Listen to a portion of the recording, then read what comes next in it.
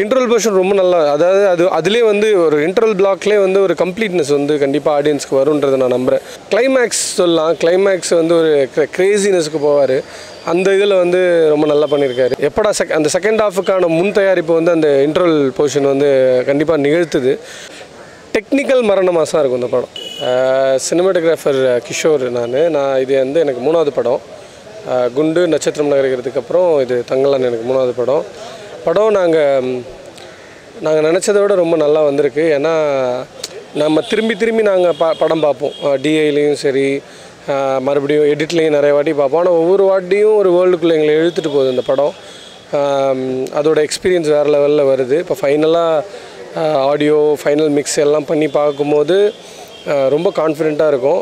மக்களும் அதை வந்து அதே அளவு என்ஜாய் பண்ணி இந்த படம் வந்து அடுத்த லெவலுக்கு எடுத்துகிட்டு போகணுன்றது எங்களோட நம்பிக்கை. கண்டிப்பாக அது நடக்கும்ன்றது நம்புகிறோம்.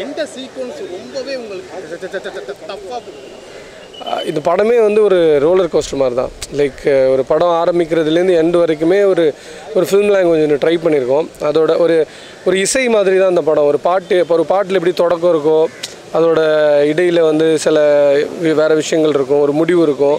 அந்த மாதிரி ஒவ்வொன்றுத்துக்கும் தொடர்புடைய ஒரு ஃபிலிம் லாங்குவேஜை வந்து இதில் ட்ரை பண்ணியிருக்கோம். அதனால அது வந்து எப்படி இருக்குன்னா, இது ஃபஸ்ட்டு கஷ்டமாக இருந்துச்சு, கிளைமேக்ஸ் கஷ்டமாக இருந்துச்சுன்னு சொல்ல முடியாது. ஃபஸ்ட்டு ஷார்ட்லேருந்து லாஸ்ட் ஷார்ட் வரைக்கும் எல்லா ஷார்ட்டும் ஒன்றுக்கு தொடர்புடைய ஷார்ட்டாக ட்ரை பண்ணியிருக்கோம். அதனால் ஓவரால் படத்துலேயே கடுமையான உழைப்பு இருக்குது. உழைப்புங்கிறது வெறும் உடல் உழைப்பாக மட்டும் இல்லை, அது வந்து என்ன சொல்கிறது, ஸ்கில் பேஸ்டு ஒரு டிஃபிகல்ட்டி இருக்குது. ஒவ்வொரு ஷார்ட்டும் நம்மளை வந்து சவால் பண்ணும். அந்த விதத்தில் ரொம்ப சவாலான படம் தான் அது. கிளைமேக்ஸ் சொல்லலாம், கிளைமேக்ஸ் வந்து ஒரு கிரேசினஸ்க்கு போவார். அந்த இதில் வந்து ரொம்ப நல்லா பண்ணியிருக்காரு. ரொம்ப நல்லா வந்திருக்கு கிளைமேக்ஸ். இது வந்து ஒரு தனி ஒருவரோட ஒரு படமாக, அதாவது இப்போ விக்ரம் சார் இருக்காருன்னா விக்ரம் சார் மட்டும் அங்கே பர்ஃபார்ம் பண்ண மாட்டார். சினிமாட்டோகிராஃபி பர்ஃபார்ம் பண்ணும், விக்ரம் சாரோட சேர்ந்துருக்கும். மியூசிக் வந்து விக்ரம் சாரோட சேர்ந்துருக்கும். அது மாதிரி ஒவ்வொருத்தரும் விக்ரம் சாரு எல்லாருமே ஒரு யுனைட்டடாக ஒன்று ட்ரை பண்ணி, எல்லா படங்களும் அது மாதிரி தான். ஆனால் இதில் வந்து அது கொஞ்சம் நல்லா ஒர்க் அவுட் ஆகிருக்கு அப்படின்றது வந்து நம்புகிறோம். ஆடியன்ஸ் வந்து ஃபர்ஸ்ட் சீன் எப்படி, இன்டர்வல் பிளாக் எப்படி பண்ணியிருக்காங்க, கிளைமேக்ஸ் போர்ஷன் எப்படி, இதை 3 செக்மெண்ட்டாக பார்க்குறாங்க. 3 செக்மெண்ட்லேயே வந்து எந்த செக்மெண்ட் வந்து தங்கலான் வெயிட்டேஜாக இருக்கும்? 3மே இருக்கும் ப்ரோ. ஏன்னா அதான் சொல்கிறேன்னே, இது வந்து இன்டர்வல் போர்ஷன் ரொம்ப நல்லா, அதாவது அதுலேயே வந்து ஒரு இன்டர்வல் பிளாக்லேயே வந்து ஒரு கம்ப்ளீட்னஸ் வந்து கண்டிப்பாக ஆடியன்ஸ்க்கு வரும்ன்றதை நான் நம்புகிறேன். அது ஒரு திருப்தியை தரும். எப்படா அந்த செகண்ட் ஹாஃபுக்கான முன் தயாரிப்பு வந்து அந்த இன்டர்வல் போர்ஷன் வந்து கண்டிப்பாக நிகழ்த்துது.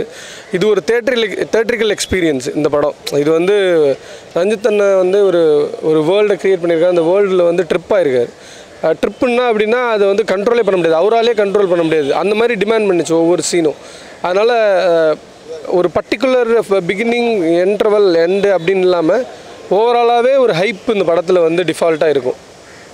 மரண மாசம் இருக்குமா சார்? இருக்கும் கண்டிப்பாக. டெக்னிக்கல் மரண மாதம் இருக்கும் இந்த படம்.